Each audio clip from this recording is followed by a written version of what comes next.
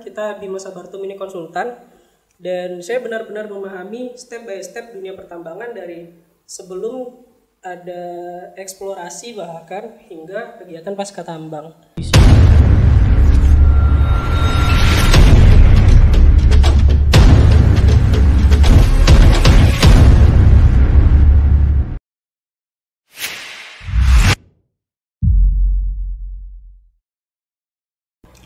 Hai, assalamualaikum warahmatullahi wabarakatuh. Balik lagi di si Bima Podcast, seri pertama, sesi ketiga. Nah, di Bima Podcast ini kita bakal membahas dan membagikan informasi-informasi mengenai motivasi ataupun tentang informasi seputar dunia pertambangan dan seputar hal-hal lainnya yang bakal memberikan ilmu yang baru bagi teman-teman yang menonton podcast ini. Nah, pada kesempatan kali ini podcast si Bima Podcast sesi ketiga ini kita menghadirkan bintang tamu main engineer dari Bima Sabartum, yaitu ada Kak Alif. Halo Kak Alif. Halo Vivi. Halo, apa kabar? Alhamdulillah sehat. Vivi sehat. Sehat, alhamdulillah. Jadi Kak Alif ini salah satu karyawan ya Kak, main engineer di Bima Sabartum. Iya, benar sekali. Berarti kalau misalnya main engineer berarti dulunya teknik pertambangan. Teknik pertambangan. Nah, kita bakal bahas nih, kalau misalnya dulu Khalif kenapa sih bisa kepikiran buat masuk teknik pertambangan gitu loh? Apa karena cowok biar kelihatan macho kan, jadi kayak masuk pertambangan lah biar macho aja gitu? Oh, apa ya? Kalau perihal alasan, ya sebelumnya saya kenalin backgroundnya dulu ya, Pia. Yeah. Ya, saya dulu memang sempat kuliah di salah satu sekolah unggul di Provinsi Jambi. Cuman waktu kelas 12 ya namanya juga waktu kelas 12 kita pengen ngelanjutin ke jenjang yang selanjutnya, Vi. Cuman waktu itu saya termasuk orang yang kebingungan. Oh, bingungnya mau masuk mana nih? Saya mau kemana? Kuliah tuh sebenarnya buat apa sih? Gitu kan. Terus mau kuliah di jurusan apa? Buat apa gitu kan?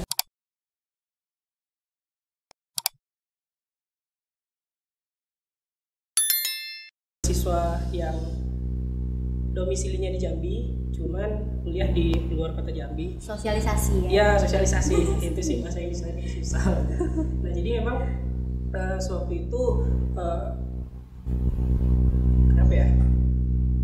Pokoknya keren aja sih kayaknya dunia pertambangan ya. Walaupun sebenarnya waktu itu saya juga belum paham tambang tuh gimana sih. Terus prospek kerjanya gimana sih. Bahkan sewaktu awal-awal masuk kuliah ditanya juga sama senior kayak gini kan, apa alasan kalian masuk tambang? Nah memang waktu itu mereka tuh pada bilang, ada yang bilang pengen kaya. Wah ternyata tambang kayak gitu ya. Jadi saya baru paham dunia tambang pun juga pas udah kuliah gitu sih. Jadi emang ya belum ada motivasi waktu itu, beneran seperti ikan yang hanyut di sungai gitu. Ngalur aja sebenarnya. Iya. Wow. Nah kalau Vivi gimana? Vivi kuliah di Tekim ya? Teknik kimia. Teknik Kimia Unsri. Apa ya? Sama sih sebenarnya sama Kak Alif. Ngalir aja gitu sebenarnya. Cuman kalau misalnya Kak Alif sendiri, apa teknik pertambangan itu menjadi pilihan yang pertama? Ya. Dulu. The only Pilihan lah ya. kayaknya ya. Pilihan nomor 1, nomor 2. Nomor 1 itu tambang, nomor 2 itu geofisika. Oh, tetap teknik tapi ya, Iya. maksudnya masih seputar itu. Nomor 3 itu tambang. Mungkin waktu itu alasannya cuma karena pertambangan ini kayaknya bakal banyak lapangan nih.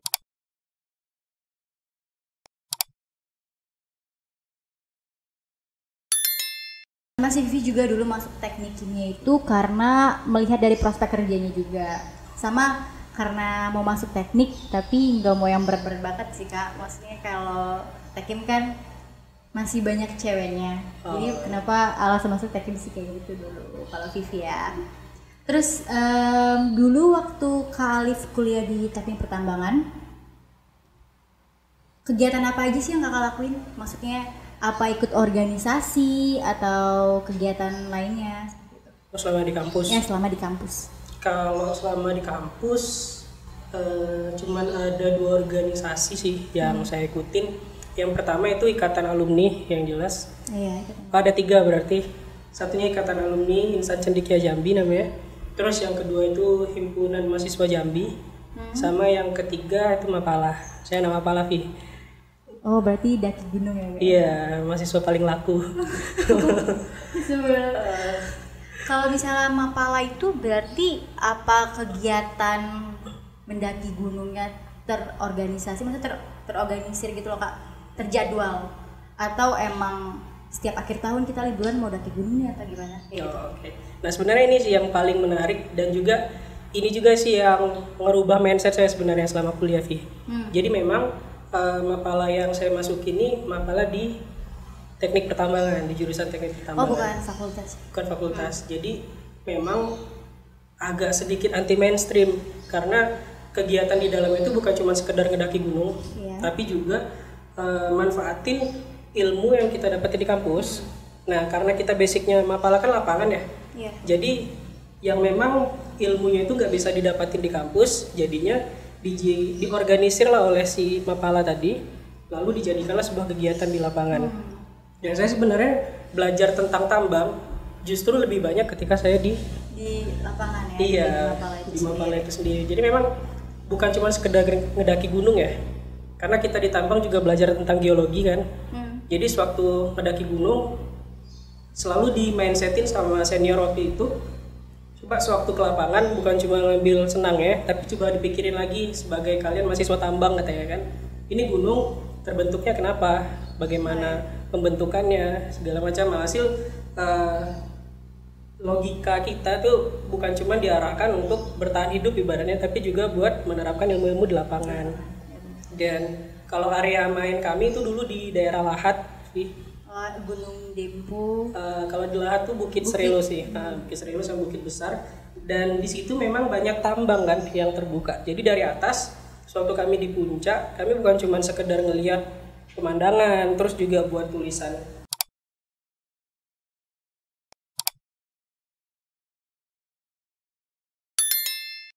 Sewaktu di atas, kami malah dilihatin, coba salah satu senior atau mungkin yang paling sering ngedekatin itu kan, coba Lip kamu lihat yang di sana, coba kamu tunjuk yang mana overburden, yang mana coal, yang mana batu baranya. Itu ngerti ya?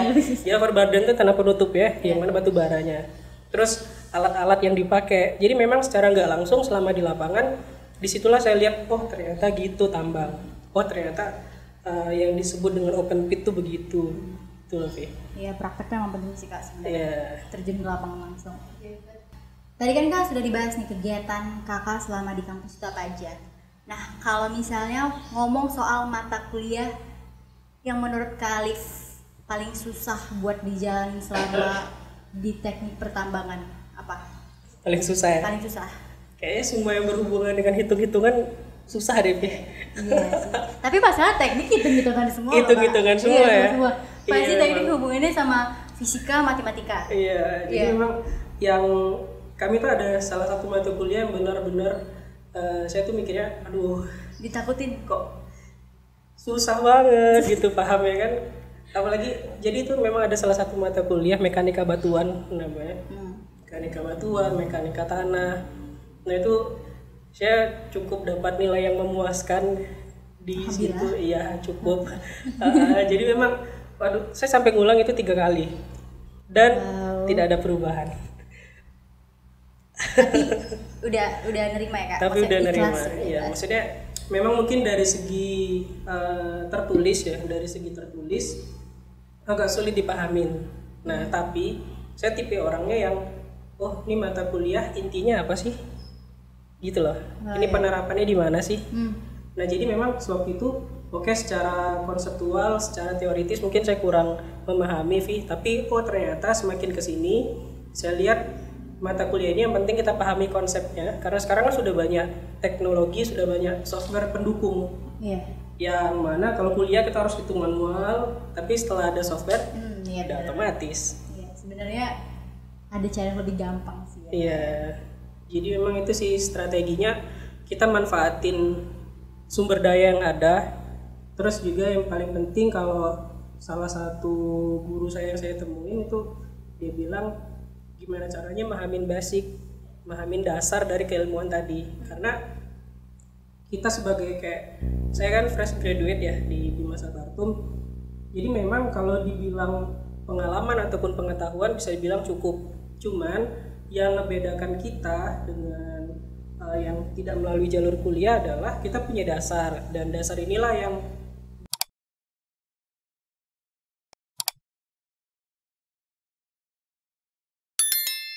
luarnya melalui dasar yang telah kita pelajarin tadi, Vi. Tapi apa mata kuliah tersebut emang ditakutin semua orang atau Kayaknya itu ya. pengalaman Kak Alif? Ya, waktu itu saya paling ingatnya tuh ini mata kuliah nilainya keluar suatu kami lagi KKL. Oh, KKL ya? Ya, kuliah kerja lapangan. Waktu kan suasana happy tuh. Lagi happy di bus, Lagi happy di rame-rame. bus, terus ada satu anak yang nyeletuk kan. Ih, itu emang gitu tuh Kak. Biasanya ada teman-teman penunggu akademik biasanya. Dia Iya. selalu jadi orang yang pertama tahu nilai keluar, kayak tiba-tiba mungkin ada notif dari akademik, tiba-tiba Iya. nilai keluar dia selalu nyeletuk. Biasanya ada tuh anak gitu. Iya, jadi dia langsung kayak, oh ini nilai ini udah keluar katanya kan. Ternyata dia nggak ngelihat nilai dia, jadi kami satu angkatan tuh nilainya wah bisa dihitung lah, mungkin dari 100 cuma 2 yang dapat nilai A. Tapi memang ada sih Kak mata kuliah yang mau ditakutin. Dulu pasti juga waktu masuk Tekim pada ditakutin sama kating kayak hati-hati ya semester 3 ada kuliah ini. Biasanya sih dapat CD katanya kayak gitu. Nggak ada tuh yang AB, biasanya CD semua katanya sih kayak gitu kan. Tapi emang iya sih emang. Iya. Emang harus ngulang. Namanya pendalaman namanya kalau ngulang. Bukan ngulang ya Kak, pendalaman. Pendalaman ya sih. Kita lebih kepo aja. Lebih kepo aja. Kalau kita nggak suka kan nggak mungkin ngulang sampai 3 kali ya. Iya, berarti namanya suka. Suka. Nah, Kak Alif, tadi kan sudah dibahas nih Kak tentang pengalaman-pengalaman Kakak menghadapi mata kuliah yang sulit. Nah, mindset Kakak sebagai mahasiswa teknik pertambangan dalam menghadapi kuliah tersebut gimana Kak? Maksudnya apa? Yaudahlah, enjoy aja ya, udah terlanjur basah nih. Kayak gitu. Menurut Kakak gimana? Gimana ya? Jadi memang sewaktu kuliah, Vi, saya mengalami beberapa kali perubahan mindset Sebagai mahasiswa. sebagai mahasiswa. Yang pertama itu sewaktu semester awal. Saya kan sering baca tuh motivasi gitu kan. Terus juga saya sempat berteman dengan mahasiswa-mahasiswa yang lama gitu kan. Angkatan atas kan, yang mana budaya mereka dengan kita kan beda, karena waktu zaman saya masuk kuliah tuh di Unsri udah maksimal 5 tahun. Oh iya. Nah, sementara zaman mereka masih 7 tahun kan. Jadi saya waktu awal-awal masuk kuliah itu termakan mindset yang pertama, nilai itu nggak penting. Ya. Tuh. Nah. Yang kedua, nikmatin masa muda. Tapi masih dengar tuh Kak sampai sekarang. Masih dengar sampai sekarang ya? Masih dengar sampai sekarang. Nikmatin masa muda, jangan sampai kuliah nggak ada cerita. Ya kalau Vivi sih gini Kak dengarnya. Ngapain kita cepet-cepet keluar, masuk kuliahnya susah. Masa buat keluarnya cepet-cepet kayak gitu. Iya, benar-benar. Nah, alhasil Vi, mindset yang dua tadi menjadikan saya seorang anak yang benar-benar lebih banyak kuliah di gunung daripada di kampus. Iya, tapi memang benar. Waktu itu saya nggak khawatir dengan nilai yang jelek. Saya juga mendapatkan banyak cerita untuk masa tua, kalau yang mereka bilang tuh kan. Alhasil apa yang terjadi di waktu nilai salah satu itu di semester yang sama dengan nilai yang di KKL tadi ya. Jadi saya sempat mendapat IPK total 1,5. Wow, enggak sih? Wow. Itu satu semester dan Itu udah di semester 5 atau 6 kayaknya. itu termasuk semester yang sulit sih Kak. Iya.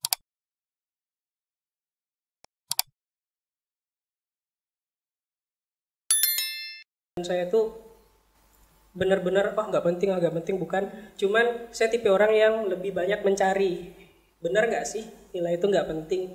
Alhasil terjadilah perubahan mindset yang kedua sewaktu kuliah, Vi. Sewaktu itu saya pikir, tapi kalau misalkan nilai benar-benar nggak penting gitu kan, kenapa perusahaan-perusahaan besar ataupun perusahaan kecil juga masih ada yang mencantumkan nilai minimal? Iya, minimal IPK buat maju ke wawancara ya. Ya benar. Jadi di situ saya mikir, oh ternyata nilai nggak benar-benar penting ya, karena ada syarat yang mesti kita penuhi. Karena ya bisa munafik ya, saya juga ada keinginan buat masuk ke perusahaan besar kan. Dan wah kalau gini-gini terus nilai 1, gimana saya bisa masuk perusahaan besar gitu kan. Hasil disitulah perubahan mindsetnya terjadi. Saya mulai memikirkan gimana caranya kuliah yang nggak ketinggalan tapi nggak ganggu mainnya. Iya, Nggak balance ya Kak. Iya, jadinya balance. Disitulah saya mulai fokus dengan apa yang benar-benar penting di kuliah. Karena kalau kayak kita di tambang ya, Vi, kalau di tambang mungkin bisa dibilang ilmunya itu memang luas, cuman arahnya masih sama gitu loh. Jadi itu saling terkait semua. Nah disitulah saya mulai mikirin kalau saya bisa dapat intinya, mungkin saya bisa juga ngejarin apa yang ketinggalan kemarin. Alhasilnya dan itu benar-benar terjadi. Jadi di semester 8 sama 9 ya, 7 sama 8 itu saya full ngulang, saya full perbaiki semua yang kemarin lewat. Alhasil ngelonjak lagi nilai saya. Ngelonjak ya bahasanya. Iya, Ya ngelonjak dari sini langsung ke atas kan. Walaupun belum nyampe 3 waktu itu, masih nyampe 2,8 atau 2,9. Lalu perubahan mindset saya yang ketiga,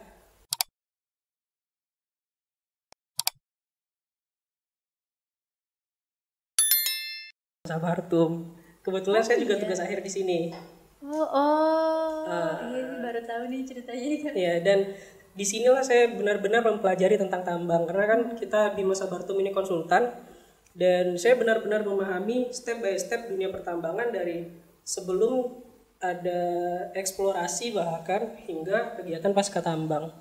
Nah disitulah saya benar-benar belajar tentang tambang, dan saya benar-benar mempelajari kembali tentang diri saya gitu kan, Vi. Jadi bukan cuma sekedar ternyata kita mahasiswa bukan cuma kayak dapat nilai bagus lalu bekerja di perusahaan besar, bukan, tapi ada peran-peran yang apa ya, bukan peran-peran sih, tapi ada pesan-pesan yang sebenarnya itu dititipkan melalui kita ketika kita lulus nanti gitu kan. Setelah saya mulai kembali memperbaiki mindset, dan alhasil sewaktu sidang, saya termasuk sidang yang terakhir di angkatan, Vi. Sisa waktu itu yang sidang bersama saya sekitar 7 atau 6 orang, dan saya mendapatkan nilai tertinggi. Berarti kali ini orangnya pantang menyerah. Wah, from 0 to hero. 0.1 lah. Ya, jadi memang waktu lulus alhasil yang tadinya 1,5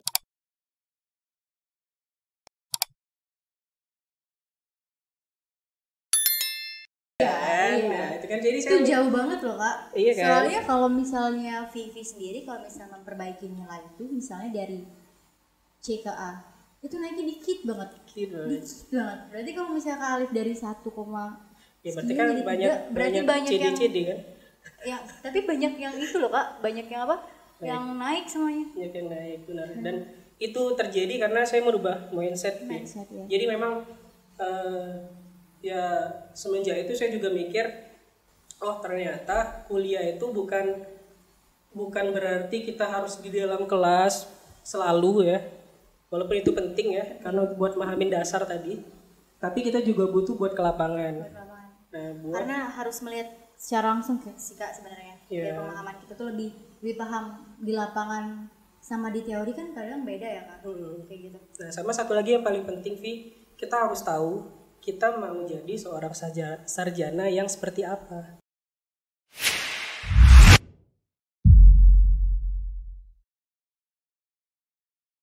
Saya anak tambang dan saya masuk Mapala.